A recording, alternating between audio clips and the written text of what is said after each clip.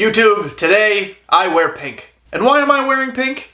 No, it's not because I think I look dashing in it. Though I do. It is because we are talking about a brand new game mode concept that I have for MLB The Show 23, and this will all make sense in just a few minutes. Internet, how are you today, this Wednesday? Welcome back to Whiteboard Wednesday. It is the series on YouTube on this channel, kdjTV, that's all about MLB The Show and MLB The Show 23's content, but it has nothing to do with the gameplay. It's all about me and a whiteboard. We just riff a little bit on the game, come up with some cool ideas, and hopefully we see some of them enacted in next year's game. I don't pretend to have all the answers. I think that's foolish if you do, but I think we would be remiss not to at least explore some of these potential options for online play in MLB The Show. In this video, I'm going to occasionally mention competitive play. When I say competitive play, I don't mean the top 1%. I simply mean head-to-head play. How you approach head-to-head play is up to you. If you want to take it super seriously, go for it. If you're just doing it for fun, that's okay too. But I just want to make sure, in this video, when I say competitive, I'm not alienating anybody. But yes, this new game mode is not for the offline community. It is an online game mode. I do think we need to find more avenues for offline gameplay as well. That's just not what this video is about. So without further ado, let's go talk about it. When we talk about online play in MLB The Show, we are primarily talking about four things. We're talking about ranked, now called solo ranked. We're talking about co-op, both co-op ranked and co-op casual, because that is an online competitive mode, battle royale, and events. There's also that other game mode, I don't know what it's called because I don't touch it, where you pick a current MLB team and you face off against somebody else using a current MLB team. To my knowledge, there's no reward or true reason to be playing that mode, other than to dick around and maybe play against your friends. So for the purposes of this video, that doesn't exist. Let's talk very quickly about these game modes. This is like rehashing old history. You're gonna know a lot of this information already, but it's important to talk about this. We start with ranked and co-op. I'm grouping them together. Why am I grouping them together? Because generally speaking, the team building philosophy is the same. You're looking to use the meta pitchers, you're looking to use the juicy switch hitting bats, you're looking for 5-tool players, and even though the point of sets and seasons was to give us lineup and roster diversity, we've achieved none of that. Now we go to Battle Royale. And the reason so many people are drawn to Battle Royale is because of the team building aspect. It is fun to draft a team. Of course, when the draft goes poorly, I would appreciate a redraft button, Ramon, so I can stop having to go through 26 picks when I know I'm not playing the team. That is neither here nor there, just a thought for MLB The Show 24. And events, when executed properly, kind of like they've been executed the last few, where you have a minimum floor of 75, is cool for team building. It's supposed to make you use different cards. In the past, events has been treated like a 3-inning God Squad mode. That's not good. The game and the mode are best when it's about team building. So here is my proposal for a new game mode in Diamond Dynasty. I don't think it would replace anything, it would simply be another option. And in my opinion, it looks like a ton of fun. So way back when, I'm talking about people who were alive in the early 2000s. There was a show on the television, you needed to have cable for it. I believe it was called Pinks, hence the shirt. Pinks, to my memory, was all about drag racing. And if you beat your opponent, you kept their car. So let's adopt Pinks into MLB The Show. I like to think of Pinks kind of like Steal a Star. If you don't remember Dimu's very brief little series he did on Steal a Star, YouTube Daddy Dimu Steal a Star. It's a ton of fun. Basically, the gist is that you start with a base team. Let's just say, for the sake of this video, it's all silver live series cards. Your entire roster is made of silvers. And as you play opponents, if you beat them, you get to choose a card from their team that you don't have and add it to your team. Now, I already know what you're saying.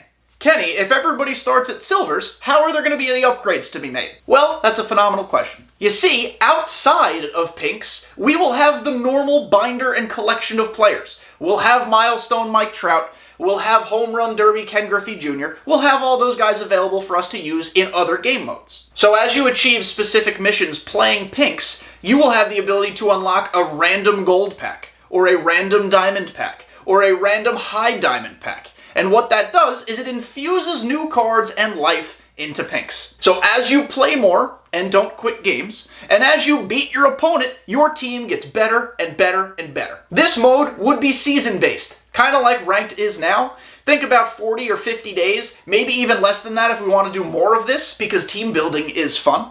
And it gives you the ability, over a course of a period of time, to see what your team can look like. You're gonna have to make real decisions on upgrading your team.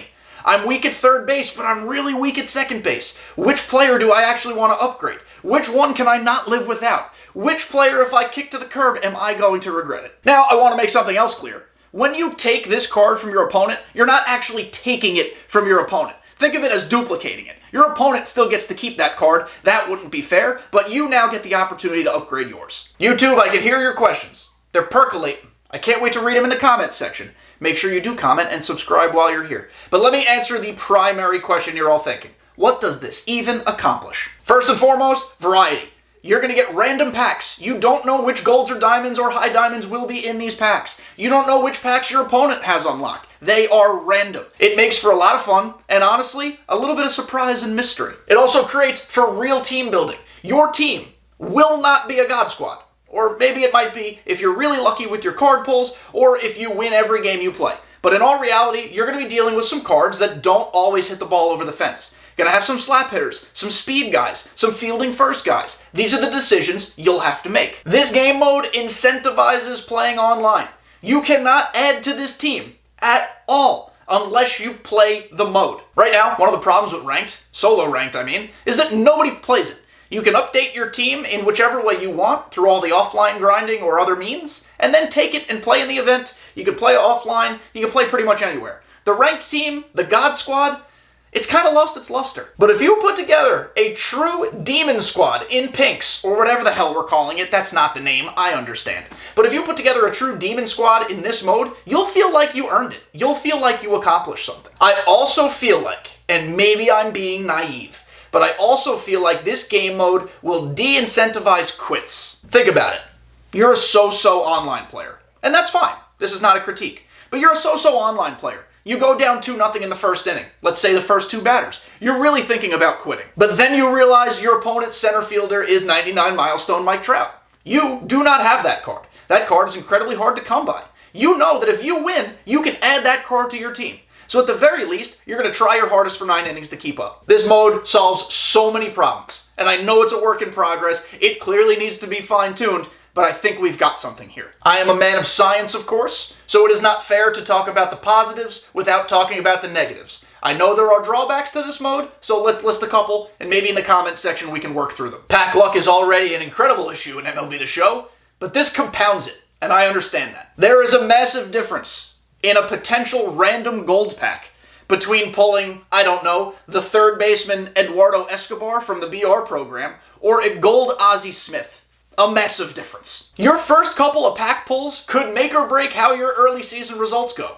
If you get Ozzie Smith and then a horseshit lefty reliever, you might be screwed. Secondly, I don't envision this mode with a reward path, because I think upgrading my team along the way is reward itself. But I understand this day and age, people like to play for a purpose. They like to earn something for their results. So we probably have to scheme something up. In an ideal world, I would like to avoid the program path that every single mode in MLB The Show now seems to have. I'd like to do something a little different. So maybe at the end of every season, you could get a certain stub voucher and a couple random packs towards your next season's team, depending on your standing. This way, that all-silver team that you start out with in the first season is not the same all-silver team you start out on the next season. You get to start out with maybe a couple free gold packs that you earned along the way. In all likelihood, this mode is going to be off-putting to people, because you are going to be playing online with some categorically bad cards. And if people work their way up to, let's say, Hall of Fame pitch speeds and they're still dealing with silvers in the lineup, first of all, you're pretty damn good if you made it that far with all silvers in your lineup, but second of all, it's going to be much harder to hit. I actually view using bad cards as a positive. I understand it's a drawback for some, and that's why I've put it here, but I like the idea of kind of forcing people to get out of their comfort zone. Use some things that are different. You can't learn you like something unless you try it. And the last drawback, truthfully, has nothing to do with the mode itself. It's simply that right now, MLB The Show has too many online modes. Each one has a place, and I understand their place in the game, but everything is tied to a reward, and it's tied to a timer. It already makes it seem like there is too much to grind and too much to do. If you don't staple your eyeballs to your computer monitor or TV, you're simply not going to get it all done. But that's another reason I kind of think it makes sense not to have a reward path here, if we could circle back to the top. There is no pressing need or timer for you to play this mode. It's not like you'll miss out on a card for your God Squad. The only thing you might miss out on is some card packs to help you in the next season. And this is where I turn it over to you. the YouTube homies. What do you guys think of this concept? What do you guys think it should be called? Because Pinks is a pretty shitty name. I'm open to anything. Do you think this mode sucks? It's okay if you think it sucks. Please tell me you think it sucks. I'm totally fine with being criticized. Just don't hurt my feelings while you do it. I just think MLB The Show needs something to spice it up. Online play has felt so routine and so regimented for the past 4 or 5 years. It's time to do something different. It's time to do something drastically different. I don't think this would be a particularly hard game mode to code or enact or put in play. I think it's pretty simple to understand, but I do think it adds a fundamental level to the game that we don't currently have. Thank you guys for making it to the end of another Whiteboard Wednesday. We are on the road to 2,000 subscribers, so don't forget to hit that subby button before you leave. I will love you so much if you do. Enjoy the rest of your week, and I'll see you guys next time.